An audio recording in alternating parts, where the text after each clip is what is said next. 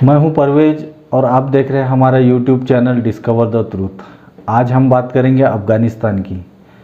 जैसे कि हमने अफ़गानिस्तान पर इससे पहले 2 वीडियो बना चुके हैं और ये अफ़गानिस्तान के ऊपर में एक सीरीज़ है। तो अगर आपने हमारे पुराने पिछले वीडियो नहीं देखे हो तो हमारे पुराने भी वीडियो आप देखिए, जिसकी लिंक डिस्क्रिप्शन बॉक्स में है, जिससे ये अफ़गानिस्तान इशू आपको अच्छी तरीके से समझ में आएगा।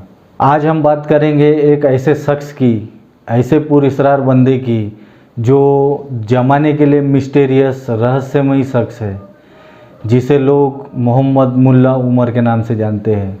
अल्लामा इकबाल ने अपने कलाम में लिखा, ये गाजी ये तेरे पुरस्कार बंदे, जिन्हें तूने बख्शा है जौके खुदाई, दो नीम इनकी ठोकर से सहरा व दरिया, सिमट के पहाड़ इनकी हैबत से राई, दो आलम से करती है बेगाना दिल को, अजब चीज़ है लज्जत आशिनाई, शहादत है मतलूब व मकसूद मोमिन, न माले गनीमत न किस्वर कुसाई।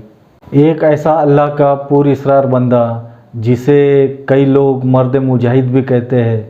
आज 20वीं और 21वीं सदी में जहाँ साइंस और टेक्नोलॉजी इतनी आगे पहुँच चुकी है, उनमें भी एक शख्स जिसने करीब 5 साल अफ़गानिस्तान पे बड़ी शान और शौकत से हुकूमत की, उसे दुनिया आज भी जानने के लिए बेकरार रहती है। आज 20वीं और 21वीं सदी में जहाँ सारा ज़माना चकाचौंध में जी रहा है, वहाँ एक ऐसा पुरस्कार बंदा जिसकी एक तस्वीर के लिए भी दुनिया तड़पती है। तो आइए जानने की कोशिश करते हैं उस अफ़गानिस्तान के अमीरुल मोमिनीन को। तालिबान ने अप्रैल 2015 में एक ऑनलाइन मुल्ला उमर की बायोग्राफी शाये की थी, जिसमें बताया गया कि उनकी पैदाइश 1960 में कंधार के पास खाकरेज ज़िले के एक चाहे हिम्मत गांव में हुआ था। एक जगह है कि संगसर उनकी बर्थ प्लेस है। एक जगह है कि मुल्ला उमर के बर्थ प्लेस को जानने से बेहतर यह है कि उनके बचपन का घर जो उरुजगंद के देह रहवोज ज़िले में था उसे समझा जाए, क्योंकि मुल्ला उमर अपने वालिद की मौत के बाद में अपने चचा के साथ में उस गांव में चले गए थे। उनके वालिद का नाम मौलवी गुलाम नबी था, जो अफ़गानिस्तान के पश्तून होतक ट्राइब से ताल्लुक़ रखते थे।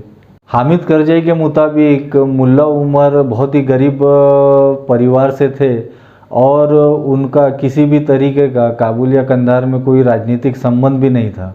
मुल्ला उमर के खुद अपने शब्द है, जब उनके वालिद की मौत हुई उस वक्त में वो 3 साल के थे। उसके बाद में उनकी देखरेख उनके चाचाओं ने की।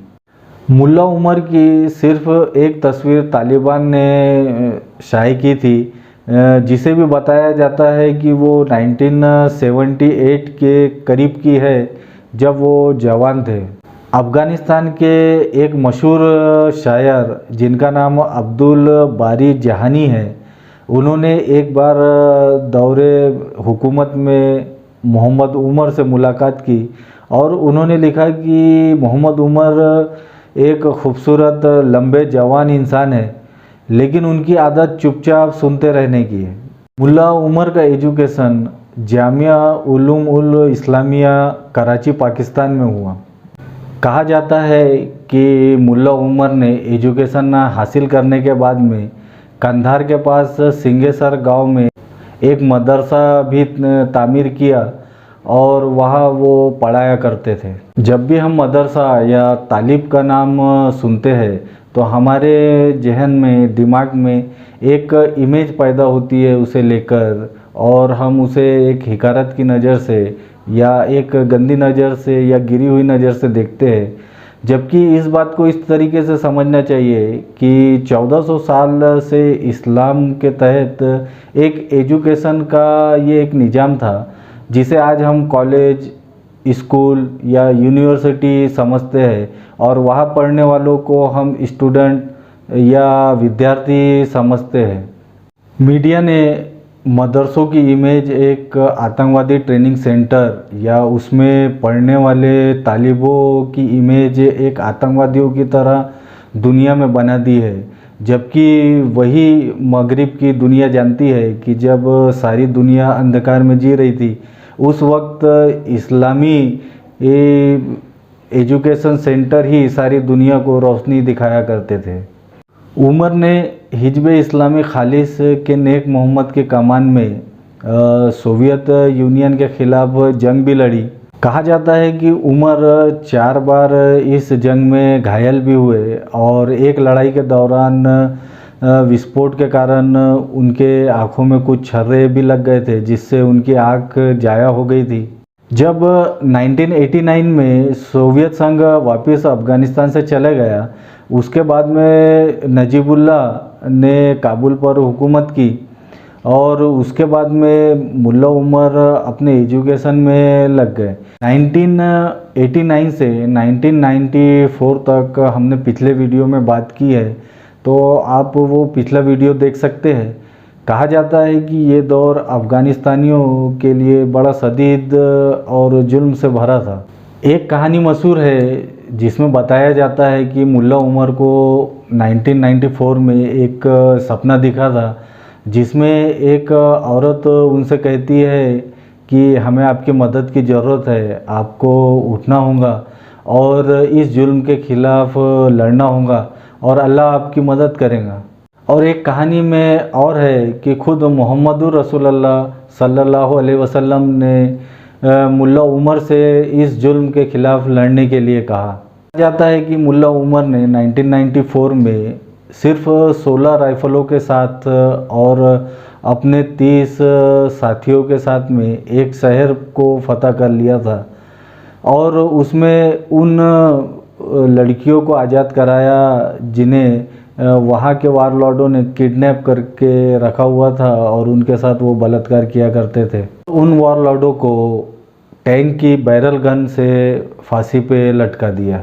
ने अफ़गानिस्तान में अपनी मूवमेंट की शुरुआत 50 मदरसों में पढ़ने वाले तालिबों के साथ में की थी, जिन्हें हम स्टूडेंट समझ सकते हैं। और इसी तालिब वर्ड के कारण जो मुल्ला उमर का गिरोह था उसे तालिबान कहा गया। यह अल्लाह की कुदरत ही थी कि मुल्ला उमर बहुत कम वक्त में ही अफ़गानिस्तान के लोगों में मशहूर हो गए और अफ़गानिस्तान के लोग मुल्ला उमर को खुद पर हो रहे जुल्म के ख़िलाफ़ आवाज़ देने लगे।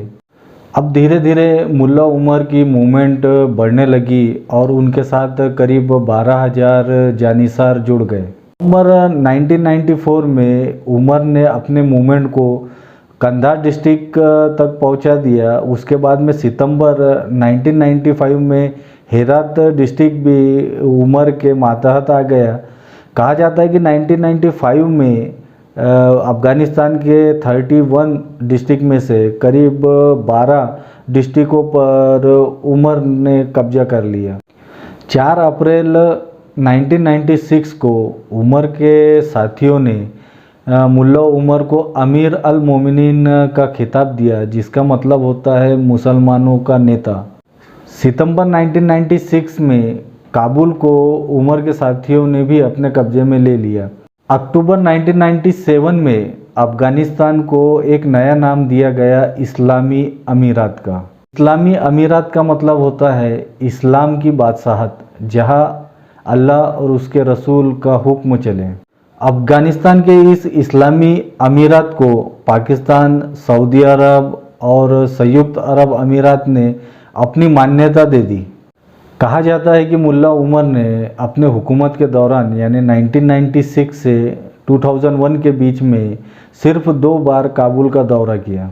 1998 में सऊदीया के किंग फहद ने मुल्ला उमर को अपने देश आने की दावत दी, लेकिन मुल्ला उमर ने इसे ठुकरा दिया।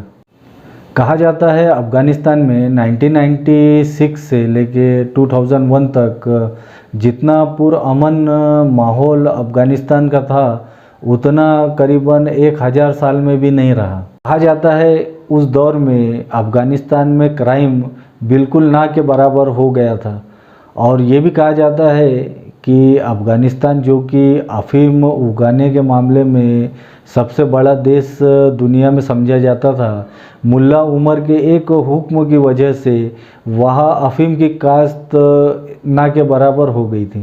तो ये भी कहा जाता है अफ़गानिस्तान के पठान जो हथियारों को अपनी इज्जत समझा करते हैं, उन्होंने मुल्ला उमर पे इतना एतबार किया कि उन्होंने खुद होकर अपने हथियार मुल्ला उमर के पास में रखवा दिए थे। अब इससे आगे की बात हम अगले वीडियो में करेंगे। अगर आपको हमारा ये वीडियो पसंद आए तो इसे लाइक करिए, शेयर करिए और सब्सक्राइब करिए और हमारे साथ बने रहिए।